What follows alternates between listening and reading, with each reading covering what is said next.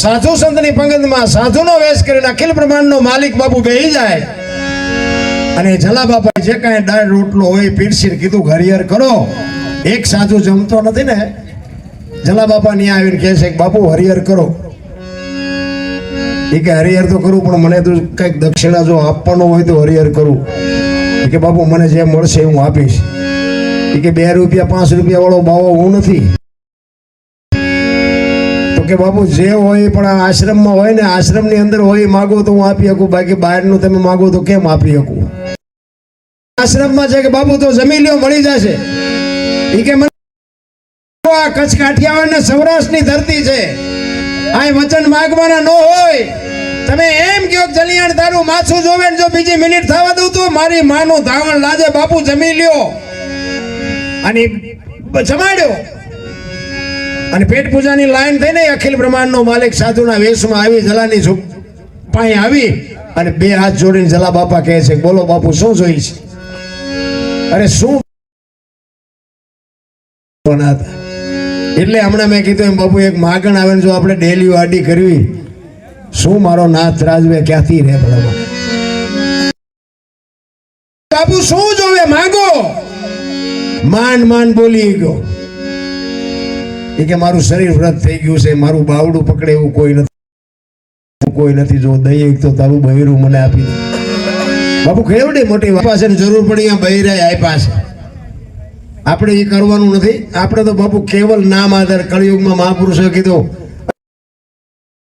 બધાને એ જ કીધું ત્યારે બાપુ એ અખિલ બ્રહ્માંડનો માલિક બંધાઈ ગયો. ગાના શીંગડાની અણી ઉપર રાયનો દાણો ઠેરાઈને એટલી વાર તન મન ધનથી મારું ભજન કરશે તું આવીશ, પણ આપણે એટલું એમાં બાઈકી દીધા મોબાઈલ આવ્યા.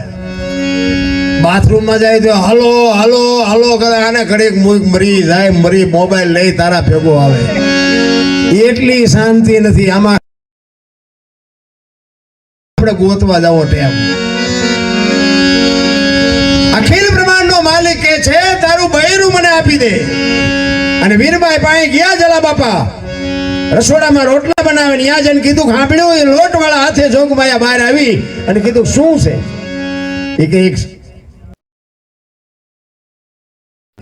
કે પણ એની માગણી છે. માગે આખી શું કામ છે.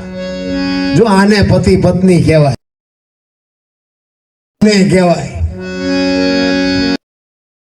પતિની વાત પત્ની સમજી શકે ને પત્નીની વાત પતિ સમજી શકે ને. બાપુ યાદ કઈક પેઠી બાપુ નામ શિયાળીઓ સીમ કોઈ તાણતું અને ગુજરું ગામ કોઈ તાણતું અને ત્યાં પરજા થાય પરજા હોય શું. માંડ જલા બાપા બોલી કે આંખમાં જળજળી આવી ગયા મારે કેમ કેવું તારી માગણી કરે છે. ત્યારે વીરબાઈ ને કહે છે કે એની માગણી જેવી તેવી નથી, બૈરું મને આપી દે તમને માગે છે. તારે વીરબાઈ કહે છે કે વાહ પ્રભુ વાહ, ભક્તિની વેલની તો વર્ષોથી હાલી આવતી માગે છે. સત્તાધારની ગાદી ઉપર આપા ગીગા અને ટોકરા આરતી નગારા મીડિયા વાગવા. પબ્લિક જાગી ગયો શું તેથી આપા ગીગા આમ વીરપુર સામે નજર કરીને ખાડ ખાડ ખાડ દાંત કાઢે કે હુઈ જાવ. એ કે પણ બાપુ કયો તો ખરા શું કૌતુક થયું. એ કે વીરપુર ની બજારમાં લુહાણાના દીકરાએ વીજળીના ચમકારે મોતી પરોવી લીધું, બીજું કાંઈ છે નહીં. બાપુ સમયની બલિહારી છે, કાંઈક મોકો આવે ને તો કરી લેજો, બાકી સમય ક્યારે વિયો જાય કોઈને ખબર નથી. ભૂતકાળ ને ભવિષ્યકાળ જવા દો, વર્તમાન કરવાની જરૂર જ નથી. ભૂતકાળ છે ને વિયો ગયો એ કોઈ દી હારો હોય મોરો હોય આવવાનો નથી. ભવિષ્યકાળ કેવો આવવાનો એ કોઈને ખબર નથી. તો શું લોહી ઉકાળા. આપણે નાના ટીમલામાં ભજનના પ્રોગ્રામમાં બેઠા છે, બસ એટલું યાદ રાખો ને હવારે જે કરવું છે કરશે. હજી મારે આ કરવું, હજી મારે આ કરવું, ત્યાં ફડાઈ ગયો ફૂટી જાય બધું રહે છે એમના. આ કરમ ની વાતો કરે, ભાવ ની વાતો મને દિમાગે ટપ્પણ પડતા. કરમ કે આ સારું કરો તો સારું થાય ને ખરાબ કરો તો આ ભક્તિ કરે એવડે દુખી છે. દુનિયા કરમ છે ને કયો છો તમે. નું રામ રામ રામ કરી માળા ફેરવી છે ને. સીતાજી રામ ને પરણે આખી જિંદગીમાં હારો દી નો હોય ગયો, શું કરમ છે. મિથિલા નરેશ ની દીકરી હતી બાપુ, અગ્નિ નો ગો હારો દી નો ઉગ્યો. વિચાર તો કરો, રામ જેવા રામને 14 વર્ષ વનમાં રખડવું પડ્યું તો એનું શું કરમ હશે? અખિલ બ્રહ્માંડના માલિક કૃષ્ણ પરમાત્મા એને ખબર ન હોય કે ભીલમન બાણ મારશે ને ખબર ન હોય. ભીલના બાણથી વિંધાણા બોલો આપણું શું સારું કરે? તમે વિચાર કરો, આપણે ભગવાન ભગવાન કરી છે, એને એક ભીલે મારી નાખ્યા, એનું શું કર્મ હશે? દ્રૌપદીના ચીર લૂંટાતા ત્યાં કોણ નહોતું? આખી દુનિયાને ખબર છે. કાળના જડબા ચાલીને ઉભા રાખે એવા પાંડવો હતા. કાંઈક મહાપુરુષો બેઠા હતા, ભીષ્મ જેવાની હાજરી હતી. રામ એ દીકરીનો ગુનો શું હતો બધાને ખબર છે, એનું શું કર્મ હશે? થઈ થાવીને થાશે એવો ત્રિકાળ જ્ઞાની મહાપુરુષ ગંગાનો પુત્ર ભીષ્મ છેલ્લે બાણની પથારીમાં હોવું પડ્યું. રામ એનું શું કર્મ હશે? અરે એમના દૂત આવે પોતાનો જીવ લેવા, તેથી ભીષ્મ એમ કે અત્યારે વિયોજા 6 મહિના પછી આવજે, પોતાના મોતને પાછું વાળી દે એવો સિદ્ધ પુરુષ ઈને છેલ્લે બાણની પથારીમાં હોવું પડ્યું. તો આપણે આંટો જ મારો, આપણે જેટલાના બોસ માર્યા છે નહીં ભોગવવા પડે? અરે ભીષ્મ ભલામણા, એક તમે વિચાર કરો, કુરુક્ષેત્રના એક મહાભારતનું અદ્ભુત પાત્ર જેને કહેવાય. કુરુક્ષેત્રના મેદાનમાં 18 દિવસનું યુદ્ધ હાલ્યું ને, એ યુદ્ધ પહેલા બાપુ ભીષ્મને ખબર હતી આમાં કેટલા મરવાના છે, આમાં કોનો વિજય થવાનો છે, આનો શું રિઝલ્ટ આવવાનું છે, બધી એ ખબર હતી. પણ બાપુ યુદ્ધને રોકી ન શક્યો. અને કુરુક્ષેત્રના મેદાનમાં હામાં રથ આવ્યા ને, તેથી પાંડવના પક્ષમાં કૃષ્ણ પરમાત્મા હતા અને કૌરવના પક્ષમાં ભીષ્મ પિતા હતા. અને ભીષ્મ પિતા કૃષ્ણ પરમાત્માને કહે છે કે તું જે પક્ષમાં હોય પક્ષ કોઈ દી હારે નહીં, પણ દુર્યોધનનું અનાજ મેં ખાધું એટલે મારે સેનાપતિ બન્યા વગર છૂટકો નથી. ત્યારે કૃષ્ણ કહે છે કે ના દાદા, મારી એવી કોઈ વાત જ નથી, હું તો એક અર્જુનનો રથ હલાવનાર સારથી છું. આ તો તમારા ભયોનો મામલો છે, હું કઈ હથિયાર ઉપાડવાનો નથી. ભીષ્મ મનમાં વિચાર કરે, તું હથિયાર ન ઉપાડ તો આમાં કોની તાકાત છે મને જીતી શકે? બીક તારી એકને જ લાગે છે.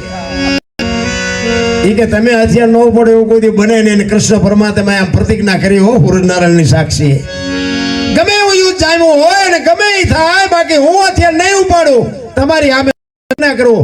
અને એ જ વખતે ભીષ્મએ પ્રતિજ્ઞા કરી હો કૃષ્ણની સામે કે કુરુક્ષેત્રના મેદાનમાં બગડાટી બોલતી હોય, જો હથિયાર તને ન ઉપડાવું તો ભીષ્મ પિતાને મારું લખી લે. ચોથા દિવસનું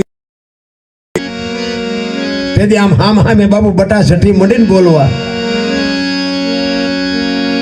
એની આગળ બાપુ કૃષ્ણ પરમાત્માને બીક લાગી કે દાદો આવું બોલ્યો છે, કાલનું શું રિઝલ્ટ આવે એ કાંઈ કહેવાય નહીં.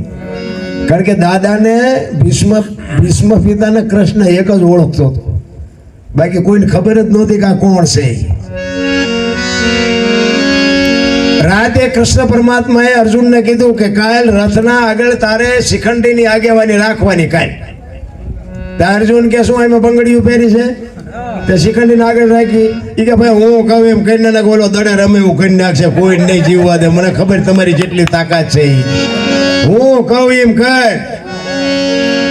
હવારે આમાં આવ્યા ને બે હામાં રથ આવ્યા, હુર નારાયણ ઉગ્યા, ભલે ઉગ્યા ભાણ ભાડેલે તું હારા બામણા જેને મરણે લગમાણ એ રાખજે કચ્છપ જરા હામાં રથ આવ્યા. આગળ શિખંડી હતો ને, ભીષ્મએ હથિયાર મૂકી દીધા કે આવા બાયલા આગળ રાખીને તમે મારી સામે લડવા આવ્યા. અને હથિયાર મૂક્યા ને કૃષ્ણે કીધું માર બાણ, કે પણ હથિયાર મૂકી દીધા કે એટલે જ કહું છું, નગર કોઈનું પાંચ્યું નહીં આવે એમાં. માર ઈ બાપુ બાણ માર્યા, રૂએ બાણ વાગ્યા ને ભીષ્મ પડ્યા ને કૃષ્ણ પરમાત્મા અને અર્જુન બે ન્યા ગયા ને, અને યા પછી માં ભગવતી બાપુ ગંગા પ્રગટ થઈ હો ભીષ્મની માં.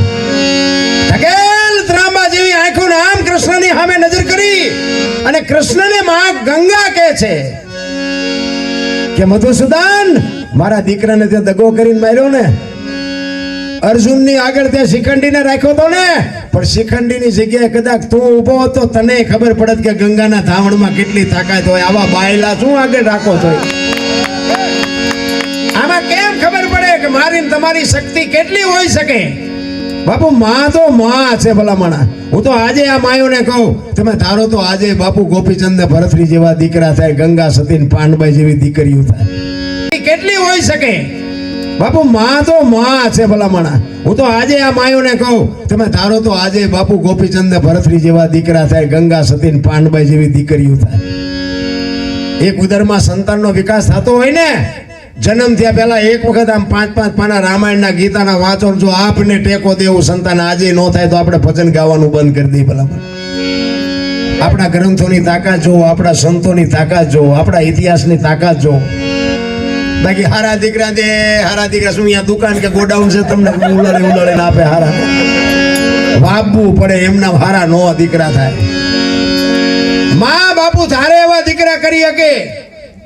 તમે જો હનુમાનજી કોનો, અંજનીનો, કર્ણ કોનો, કુંતીનો, ભીષ્મ કોનો, ગંગાનો, શિવાજી કોનો, જીજાબાઈનો. બધાને આગળ વાંહે માનું લાગે છે ને આપણી વાંહે બાપાનું લાગે છે. શું કામ બાપાનું લાગે? માયુએ સમર્પણ કરી દીધું કે આ દારૂ ની કોથળી તોડીને થોડીમાં માછું ગાલીને પડ્યો છે. કોઈ કે કોનો છે? ફલાણી માનો છે. મારા ખોળિયામાં જીવ નહીં રહે, એની વાંહે બાપાનું રાખો. હારા હારા દીકરાની વાંહે બાપુ માએ રાખ્યું કે મારા આ દીકરા કેવા થાય ને માને ખબર જ હોય ભલા મને. અને માં બધે ઉપર બેઠી ધજામ જાઓ, હરાસુર જાઓ, ચોટીલા જાઓ, પાવાગઢ જાઓ, બધે માં માટે માથે. શું કામ? સંતાનની નજર રહે એટલે. બાપા બધા ભોયરામ છે, તંબકેશ્વર ને રફાળેશ્વર ને ભોયરેશ્વર લિયારિયા સલમુ દાબે. માન બાપ તો બાપુ ધરતી ને આસમાન જેટલો ફરક છે. માં છે તો માં છે. મોઢે બોલું માં હાથે નાનપણ સાંભળે, મલક બધાની મજા પછી કડવી લાગે કાગડા. બાપુ માન બાપ હોય ને ત્યાં સુધી હિસાબ જ નથી. અને જાય પછી છે ને રોતાય નથી આવડતું. કારણ કે વજન એવડો મોટો આપણા મા બાપ હોય ને ત્યાં સુધી આપણને ખબર જ ન હોય ઘરનું ગાડું ચમ હાલે છે. એ તો એ વ્યા જાય ને પછી બધો વજન માથે આવે ને ત્યાં ખબર પડે કે ઓહો આટલો બધો વજન આપણા બાપા ઉપાડતા હતા. પણ પછી શું કરવાનું? એટલા માટે કહું છું, પછી રોયે મેળ નહીં પડે. હોય તો સાચવી લેજો બસ, બીજી કઈ કરવાની જરૂર. હું કોઈને કહેતો જ નથી કે પ્રતિષ્ઠા એવું કરો ને, મંદિર બંધાવો ને, કથા એવું વંચાવો ને, આ કરો ને તે કરો. આ કથા એવું ગામો ગામ વંચાઈ લો, ફેર પડે એવું લાગે તમને તો શું વંચાવી કરવાની? એક રામકથા હોય, તમે એક રામકથા બેહાડી હોય. હવે એમાં હું તમને કહું કે જો રામકથા પૂરી થયા પછી ભાઈ ભાઈનો જો તિરાડ હોય ન મટે, હાહુ વહુની તિરાડ હોય ન મટે, બાપ દીકરાની તિરાડ હોય ન મટે, તો આ કથાનો મતલબ શું? બાકી તો કથામાં ફાયદો કોને? વાંચવા વાળાને, કલાકારને, સાઉન્ડ વાળાને, મંડપ વાળાને. તમારે શું? તમારા ખીજા વાત તો એક ની એક હોય કે અયોધ્યાના રાજા ને 4 દીકરા ને એને રામ વનમાં ગયા ને સીતાજી રાવણ લઈ ગયો ને હનુમાનજી અહીંયા ગયા ને રામે રાવણને માર્યો ને આવ્યા. વાત તો આવડી આ જ છે, બીજું કઈ છે નહીં. તો શું આંપડે કરવું હોય? પછી મોરારી બાપુ વાંચતા હોય તો ભલે, મારા જેવો વાંચતો હોય તો ભલે, વાત તો આવડી આ જ છે ને બીજું શું છે? પણ એક રામ ને ભરત નો પ્રસંગ આવે ને બાપુ, બે ભાઈ ને વિખવાદ હોય ને આ પ્રસંગ સાંભળ્યા પછી જો વિખવાદ મટે નહીં તો કથાનો કોઈ મતલબ નથી. રામાયણ તો રામાયણ છે. તમે વિચાર તો કરો, અખિલ બ્રહ્માંડનો માલિક રામ જદી પરમાત્મા વનમાં જાય અને લક્ષ્મણને ભલામણ કરે, લક્ષ્મણ 14 વર્ષ કાલ પૂરા થાય નું આવતો રહીશ, બાપનું ધ્યાન રાખજે, રાજનું ધ્યાન રાખજે. અને તેથી બાપુ લક્ષ્મણ કહે છે મોટા ભાઈને, મોટા ભાઈ મર્યાદાનો ભંગ થતો હોય તો મને માફ કરજો, પણ તમે મારા બાપ છો, સીતા મારી માં છે. મારા મા બાપ વનમાં જતા હોય તો અયોધ્યાનું રાજ જેને જોઈને મુબારક.